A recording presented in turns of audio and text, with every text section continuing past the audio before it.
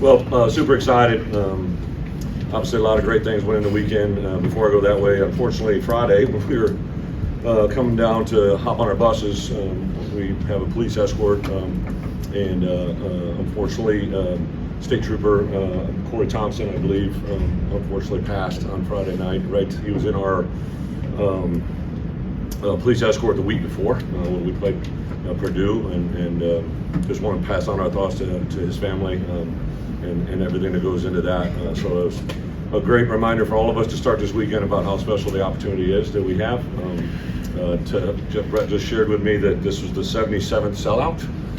So if that's 77 reasons with Red Grange and all that goes into this, just truly amazing opportunity to come here. I know Josh is in the back. I just want to say thanks to Josh and his entire staff, Tom, Cassie, just this moment to have this crowd and to have this come to life in front of us. I did stress to our guys on Sunday, you're going to get a million questions about how you beat Michigan or how you prepare for Michigan. And I told them, listen, I learned this one from a very wise man, my mentor, Greg Alvarez. Like, you learn to beat Michigan 365 days a year, right? You do the things you do every day to take advantage of moments like this, and it was really, really rewarding. Thought our defense played outstanding. I think last week to have that moment and to learn from it, really big moment for Aaron and his staff. Defensively was really pretty cool. I think it was the lowest number of points Michigan's put up in 10 years. So to take advantage of that moment. Offensively, Luke continues to be very impressive up front. I thought we ran the ball when we had to.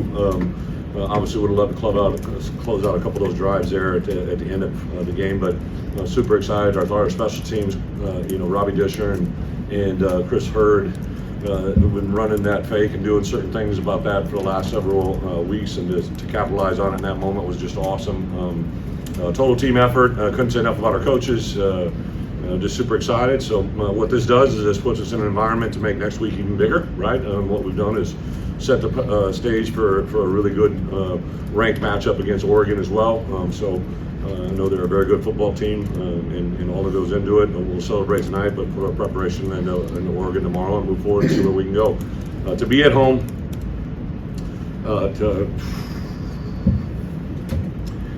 last time we played these guys, I lost my mom, right? So this week I told our team on Sunday I battled some demons, like probably more than you can ever imagine. When I was a player at Michigan, I actually lost my sister the day that we played Michigan. So this game has always had a lot of things around it that has been tugging on my heart all week. So thank you to my wife, my family, to have this moment. This is what I came here for, right? I thought we could build Illinois into something that is sustainable, and this is a very big step in that direction for our fan base. To have them get rewarded, right? They've been through 24 years of non-ranked opponents as well, right? So they've been buying tickets for a long time, and to have this moment come to life in front of us was really awesome. So with that, open up some easy questions. But defensively, you talked about the adjustment, 46 points in the second half to this. Yeah. What did you see from Aaron and his staff? Well, what was your advice? Yeah, I think the biggest thing was, coming out of Purdue, I just said, hey, let's take a step back and see why these things happen, right? We just did some uncharacteristic things that were very easy to see and needed to be corrected. We had some conversations Sunday and Monday. Aaron Henry is a guy that I've thought of the world of for, since he's been 16 years old. I knew he could do that. I really thought our defensive staff buckled down and did what they did well and put themselves in a great position. And some players just stepped up, like Matt Bailey to make that pick there against, in my opinion, we have a bunch of good tight ends in this conference, but I think 18's a really good player. And to make that moment happen, and then I can't say enough, I think Gabe Atkins had a special game just rushing that tackle. He could taste it, he smelled blood, and he definitely went forward. I thought we did some things to shut down the run game and make them throw a little bit more than they wanted was good, and then just ultimately to put that game away the way we did was really a fulfilling moment. You're kind of known as a line of scrimmage coach. How do you feel like this team has evolved at the line of scrimmage, and how did they play? Yeah, Adam, I think that our guys manifested what I said on Sunday, and we preached to them all week. Even last night, my last comments were, you've been preparing for this moment since January. And anything we did, if we waited to this week to make it happen, and part of that I really believe in is just fundamentally we start up front on both sides of the ball, and I thought our guys really bought into that all week. Our first key to victory was play fast and physical, right, and for 4 quarters, and I thought we did that. I knew this is a good football team that was going to do some things. Super respectful for Michigan and the players they have over there, but I love the way our guys compete and kind of just find a way to win. defensive wins against Michigan. Yeah. But That's these 4. fans, I catch them. These fans have won in 4 years here. Oh, wow. And so that getting that done, I assume you've heard about this since you got here, right? I've heard so many things about things we've never done, right? Like, I'd rather talk about things we've done. And I get it, I understand it.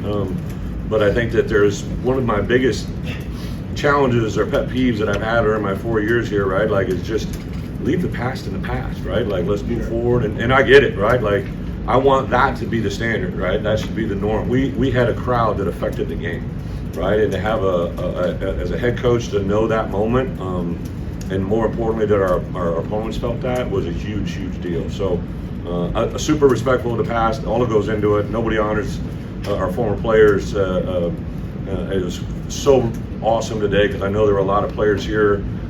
Josh has been telling me about the events and leading into everything. To have them come here and see that crowd and that environment is really pretty awesome. Bret, one of your first keys has always been run the ball. It's the most rushing yards Michigan's given up in 2 years. What led you guys to believe that you could have success just doing that today?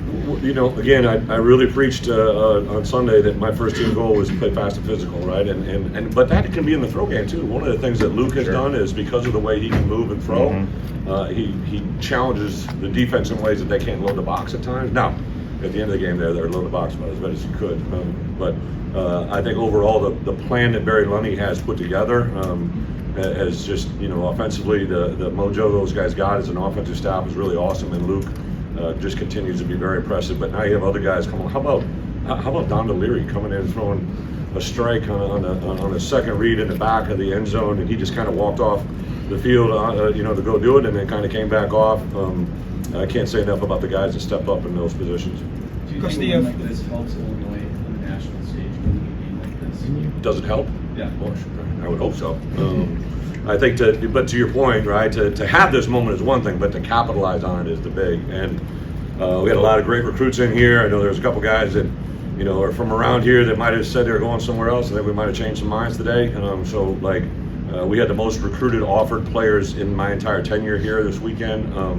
And a number of them were watching as well if they couldn't make it in. So I just couldn't be any more excited about where we have the program, and now we just got to ratchet it up to make sure that we can stay where we need to stay. Coach, on the fake punt, what was it about the game situation at that specific point in time where you felt like you needed to make a play? Yeah, I almost called it 2 weeks ago, actually. Actually, before there was a point where I was going to call it against Penn State.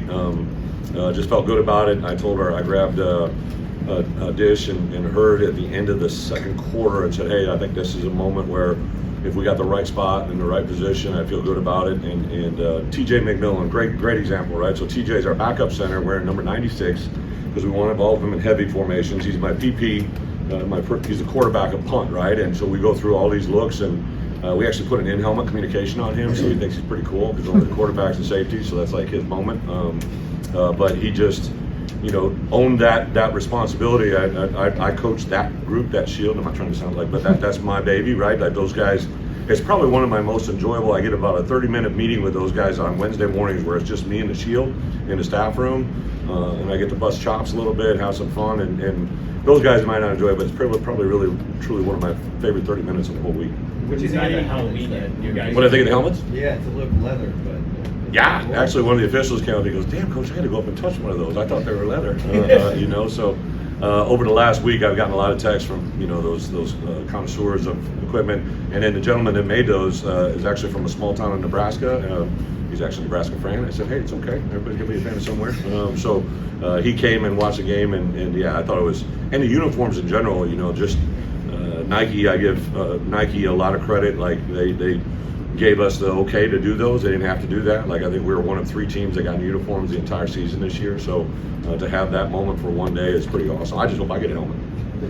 Jake Rosh, our equipment manager, deserves all the credit in the world. Like just everything about today he's been kind of living in this moment. He ran everything through Josh. Josh was kind of a little bougie on uniforms as well. So we kind of had to go through and get his final approval, but to get those moments today was pretty cool. Bret, you won this league before. You know how to win in this league. What's been the process of trying to convince this team here that they can not just win a few games? It's a really good point. So I think when we were 2 years prior to this, I think we started to win some games, and I think they just thought it was going to happen. They didn't realize the work and the attitude. But I really I walked off the field Wednesday, and I'm like, you know, like we do what we're capable of doing. Like this could be a pretty good environment, right? Like this is really a good football team that you know, we've been able to stay a little bit healthy. But even if guys get a little banged up, we got guys popping in, and I had a feeling probably coming out of, you know, Kansas and then to go on the road and beat a Nebraska team, right? And I know they got whacked today with Indiana, but like I thought the moment we were playing them, they were really, really good. So to win in this league, in the environments we're playing in, and then you know, to put yourself in a position, hey, to get bowl eligible against Michigan at home in front of millions of people watching, like that's a pretty live day right there. We've talked several times about capitalizing on some of these big wins. What does that look like in your eyes? Well, first off, we have to capitalize on recruiting, right? Like I do believe, I'm a huge believer in the Kentucky Derby theory of coaching, right? Like to win the race, you got to have the right horses, and to get this stage, to get this environment, and show people where we can play and how we can play, I think is a really big deal. And then the second thing is we just got to capitalize on it. Like I've said this, Josh knows this.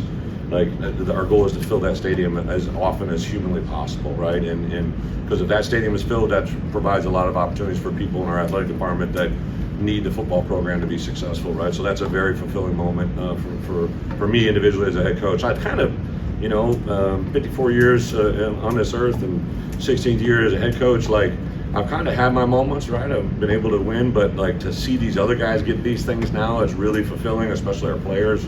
Get a big hug from Miles Scott right there is worth its weight in gold. And you know, they knew because of some of the things that I had shared with them, they knew that this was a really big week, and to have that moment shared with them now is really pretty awesome. You mentioned something about Caden on Steve the, after Oh, yeah. this one, we're good. Yeah.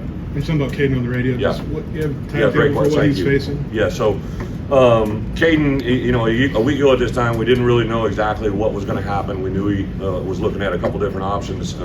He basically, on a practice play, kind of reached out, hyperextended his leg, and then that created a little bit of issues.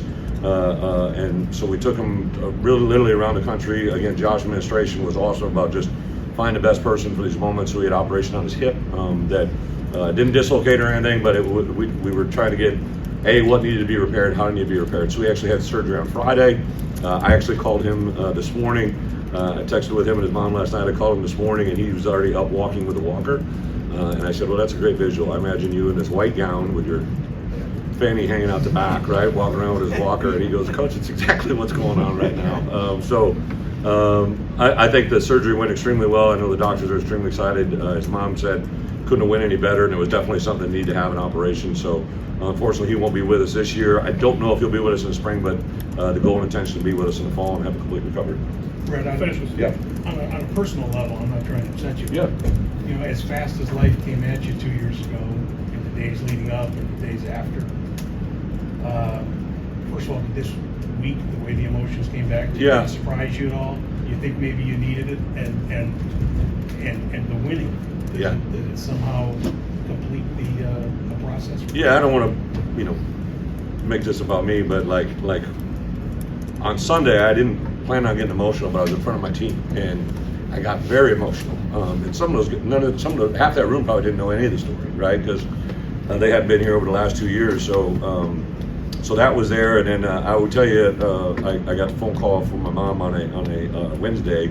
So that day, coming in from work, she loved a certain hymn, and that song came over the radio, and I had to sit in my car for like 20 minutes just because.